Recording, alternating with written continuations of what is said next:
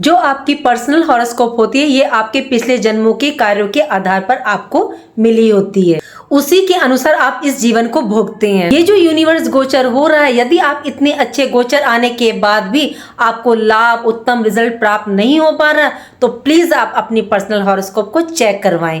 जो उपाय प्रिकॉशंस आपको बताए जाते हैं उनको कीजिए। ये पिछले जन्मों के कर्ज होते हैं जो हमें इस जन्म में उतारने होते हैं। उपाय करने से आपके भाग्य के दरवाजे खुल जाएंगे।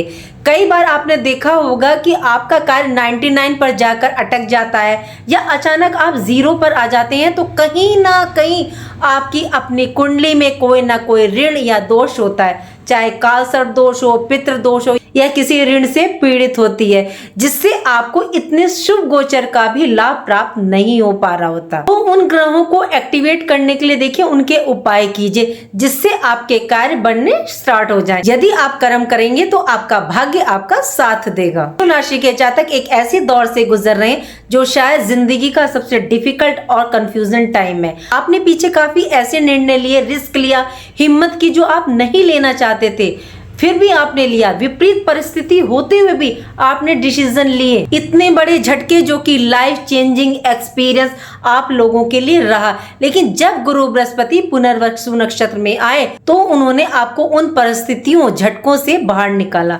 राधे राधे, मैं हूँ एस्ट्रोलॉजर नीलू चौधरी। मेरे चैनल ग्रहों की माया में आपका स्वागत है। बात करते हैं फर्स्ट हाउस की। फर्स्ट हाउस में देवगुरु बृहस्पति अपने स्वयं के नक्षत्र पुनर्वसु नक्षत्र में, और वो भी अतिचारी अवस्था में गोचर कर रहे हैं। गुरु बृहस्पति शुभ ग्रह हैं, देवताओं के गुरु। गुरु बृहस्पति संतति, संतान, धन, कैरियर, परिवार, धर्म, अध्यात्म के कारक हैं।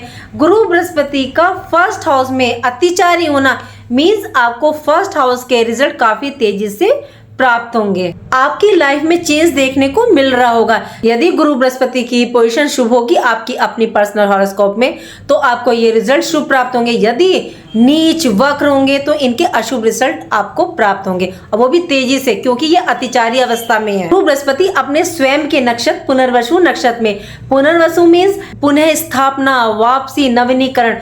गुरु बृहस्पति आपसे कह रहे हैं जो पूर्व में आपके साथ गलत हुआ, कार्य अधूरे रह गए, चाहे जॉब की दृष्टि से, बिजनेस की दृष्टि से, कैरियर की दृष्टि से, अपने परिवार जीवन में, तो आप फिर से उन्हें स्टार्ट करेंगे। आप एक नई दिशा में आगे बढ़ने का काम करेंगे। सोचने समझने की स्थितियां बदल रही हैं, निर्णय लेने में सक्षम हो रहे हैं। राहु की पंचम दृष्टि आपके फर्स्ट हाउस पर, तो राहु आपके जीवन में अचानक परिवर्तन लाएंगे।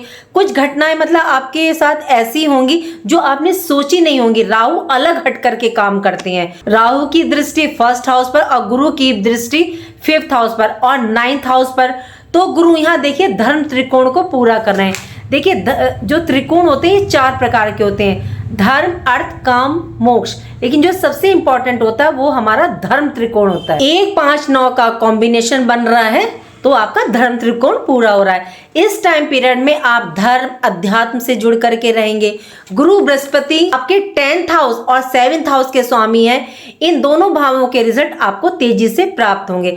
जॉब बिजनेस में आगे बढ़ने के अवसर प्राप्त होंगे। गुरु बृहस्पति कर्मेश है, यानी कार्यों में सफलता, कार्यों में आपके ये गति प्रदान करेंगे। और सप्तमेश है तो रिकॉग्निशन, प्रमोशन हर प्रकार से ये निर्मित करेंगे। बात करें सेकंड हाउस की। सेकंड हाउस में कर्क राशि, इसके स्वामी चंद्रमा है और यहाँ शुक्रदेव विराजमान है। शुक्र चंद्रमा लक्ष्मी योग निर्मित करते हैं। सेकंड हाउस धन भाव, संचय का भाव। शुक्र ऑलरेडी धन के कारक हैं। धन के योग तो ये आपके लिए निर्मित कर रहे हैं। घर परिवार में सुख सौहार्द बढ़ेगा। प्रेम के कारक भी हैं शुक्रदेव, और चंद्रमा मन के कारक है। तो आप अपने परिवार आपस के लोगों से बहुत अधिक अपेक्षाएं रखेंगे। यदि वे पूरी नहीं हुई तो आपके मन पर आघात लग सकता है। यहाँ संभल कर चलिएगा। यहाँ शुक्रदेव बाहर से धन लाने के रास्ते भी निर्मित करेंगे। शुक्र आपकी राशि में पंचम भाव के स्वामी है और सेकंड हाउस धन भाव में बैठे, तो आप अपने ज्ञान के बल पर धन लाएंगे। 15 सितंबर को ये आपके 3rd हाउस में प्रवेश करेंगे सिंह राशि में। यहाँ के भी ये आपको परिणाम रिजल्ट प्राप्त होंगे। परिवार में आपका समय अच्छा व्यतीत होगा। बात करते हैं 3rd हाउस की। 3rd हाउस में सिंह राशि 17 सितंबर तक सूर्य यहाँ गोचर करेंगे। सूर्य केतु के साथ युति कर रहे हैं। 15 सितंबर से शुक्र भी यहाँ आ जाएंगे।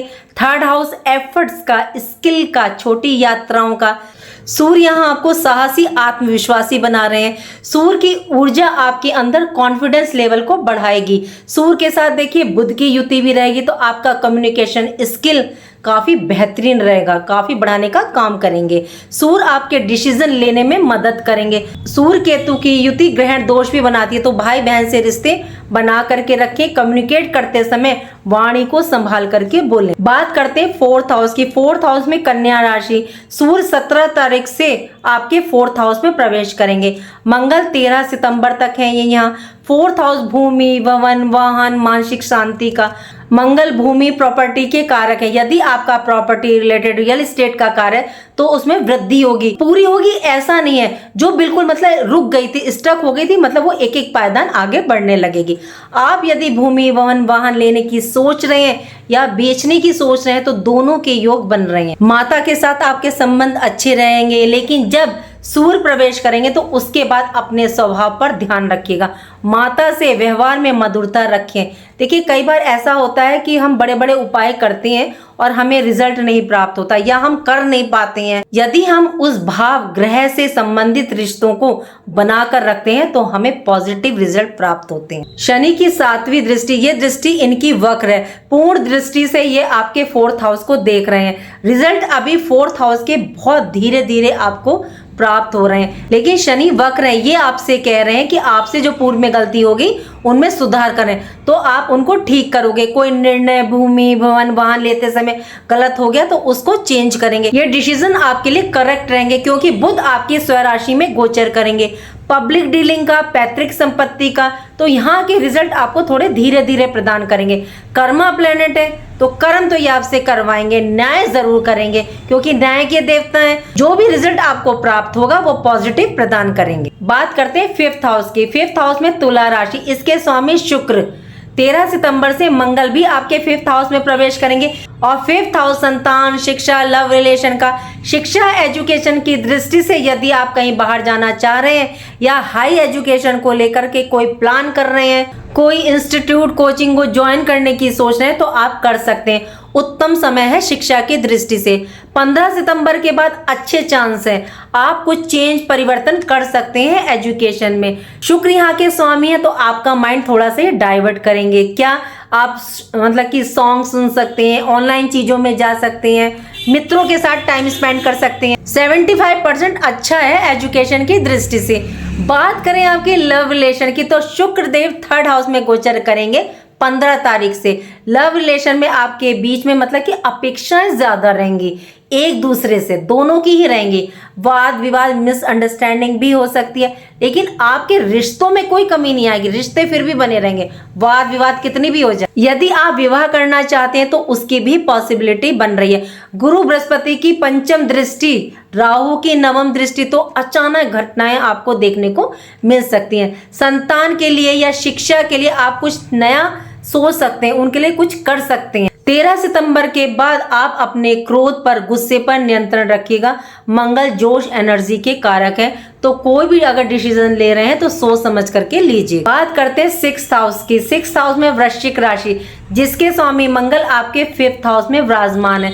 6ठा भाव रोग, ऋण, शत्रु का, संघर्ष का। 6th हाउस में किसी पापी ग्रह की दृष्टि हो, जैसे शनि, मंगल, सूर्य, राहु या इनकी राशि का होना तृतीय भाव में, तो ये अच्छा माना जाता है। आपके रोग ऋण काफी पुराने हैं तो उनको ये खत्म करने का काम करेंगे, ऐसे योग ये निर्मित कर रहे हैं। लेकिन नया ऋण लेने से बचें। यदि लेना भी पड़ रहा है तो पर्सनल हॉरोस्कोप में प्लीज मंगल की पोजीशन को चेक कर लें कि मंगल किस भाव में बैठे हैं। पता चला ले तो लिया आपने, पर उसे उतारने में परेशानियों का सामना करना पड़ रहा है। यदि आप किसी कॉम्पिटिटिव एग्जाम की तैयारी कर रहे हैं, जॉब की तैयारी कर रहे हैं, इंटरव्यू की तैयारी कर रहे हैं, तो उसमें आपको सफलता प्राप्त होगी क्योंकि गुरु बृहस्पति अपने पुनर्वसु नक्षत्र के चरण में, जिसके स्वामी मंगल है, आपको काफी हेल्प कर रहे हैं। बात करें 7th हाउस की। 7th हाउस में धनु राशि, इसके स्वामी आपके 1st हाउस में, और पूर्ण दृष्टि आपके 7th भाव पर पड़ रही है, मतलब कि अपनी ही राशि पर। शनि की 10वीं दृष्टि, मंगल की 4th दृष्टि। तो मैरिड लाइफ आपकी अच्छी रहेगी, लेकिन आपके अंदर थोड़ा सा गुस्सा और आपके पार्टनर के अंदर जिद्द बना आ सकता है, देखा जा सकता है। मंगल की दृष्टि से सामने वाले में डोमिनेटिंग करना, अपनी अपनी चलाना, छोटी छोटी चीजों को लेकर के इरिटेट हो जाना, तो आपको यहाँ ध्यान रखना होगा। वैसे गुरु की दृष्टि सप्तम पर है तो संभालने का काम करेगी। लाइफ पार्टनर आपकी अपनी लाइफ में कुछ चेंज कर सकते हैं, प्रोफेशनल दृष्टि से भी कर सकते हैं और पर्सनल भी कर सकते हैं। बिजनेस व्यापार में 15 सितंबर के बाद आपको इसमें काफी वृद्धि देखने को मिलेगी, क्योंकि बुध अपनी राशि में एक्सॉल्टेड हो जाएंगे, कन्या राशि में। बिजनेस व्यापार में आप विस्तार भी कर सकते हैं, उसको बढ़ा भी सकते हैं, क्योंकि गुरु की दृष्टि पड़ रही है और गुरु विस्तार के कारक होते हैं। आपके द्वारा लिए गए निर्णय भविष्य में आपको अच्छे रिजल्ट प्रदान करेंगे। बात करते हैं 8th हाउस की। 8th हाउस में मकर राशि, जिसके स्वामी शनि 10th हाउस आपके आसमान के भाव में कर्म क्षेत्र में विराजमान है, तो आपसे ये हार्ड वर्क तो करवाएंगे।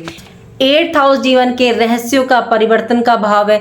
यदि आप इस टाइम किसी परेशानी के दौर में हैं तो आपको ये धीरे धीरे निकालेंगे, क्योंकि ये स्लो मूविंग प्लेनेट है। 8th हाउस में शनि की दृष्टि, शनि का भाव या शनि का विराजमान होना अच्छा माना जाता है। शुक्र की दृष्टि 8th हाउस पर, मंगल की चतुर्थ दृष्टि, मंगल की देखिए चतुर्थ दृष्टि वैसे भी पॉजिटिव सकारात्मक रिजल्ट प्रदान करती है, और ये दृष्टि आपके पाताल भाव पर, तो और 8th हाउस रिलेटेड आपको अच्छे रिजल्ट यहाँ प्राप्त होंगे। ससुराल से संबंधित गुण, रहस्य, रिसर्च, एस्ट्रोलॉजी में आपको ये अच्छे रिजल्ट प्रदान करेगी।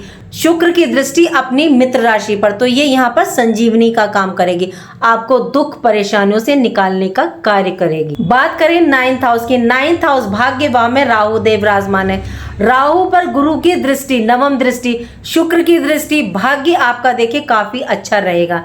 राहु 9th हाउस में कभी कभी क्या करेंगे, बीच बीच में कार्यों में ये अड़चन डालते रहेंगे, क्योंकि स्वभाव से मजबूर है ये। स्टार्टिंग में अड़चन आ सकती है, जब स्टार्ट करेंगे तो थोड़ी अड़चन आ सकती है, लेकिन जैसे जैसे आप बढ़ते जाएंगे तो आप देखेंगे कि आपको सफलता प्राप्त हो रही है, मतलब बाद में आपका काम हो जाएगा।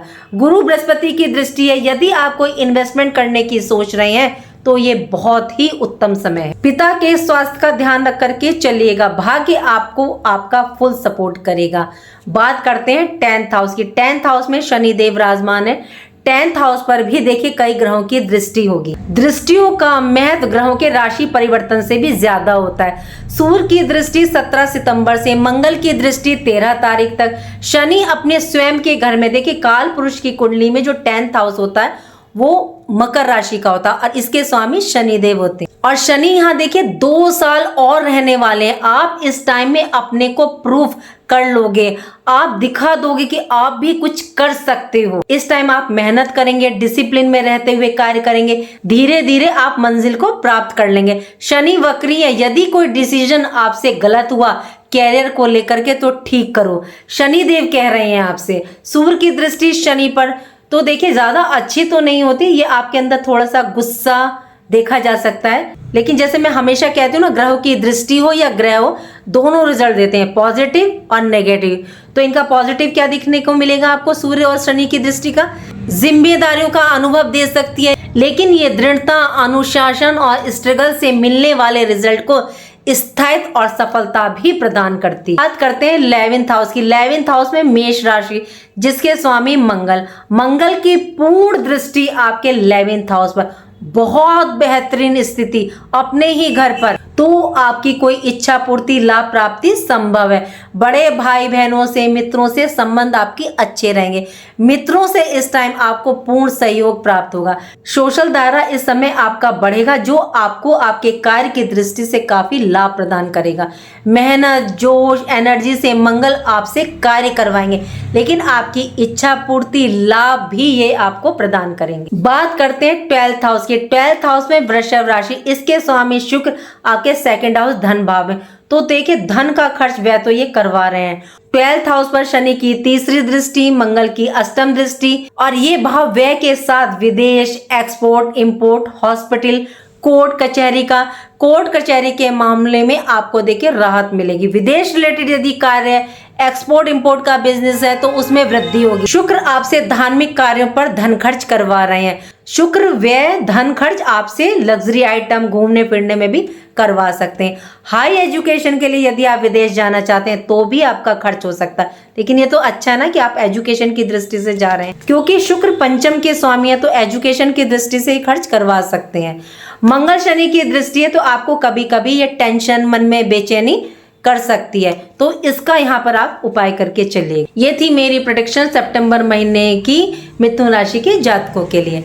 चलिए बात करते हैं उपाय की कि आपको उपाय क्या करना है। शनि और राहु ये दो प्लेनेट ऐसे हैं जिन्हें मंगल देव कंट्रोल कर सकते हैं, तो मंगल और शनिवार के दिन आप बजरंग बाण का पाठ करें, सुंदरकांड का पाठ करें और हनुमान जी पर जाके संध्या समय आप चोला चढ़ाएं, मीठा पान चढ़ाएं। इससे राहु भी कंट्रोल में आ जाएंगे और शनिदेव भी।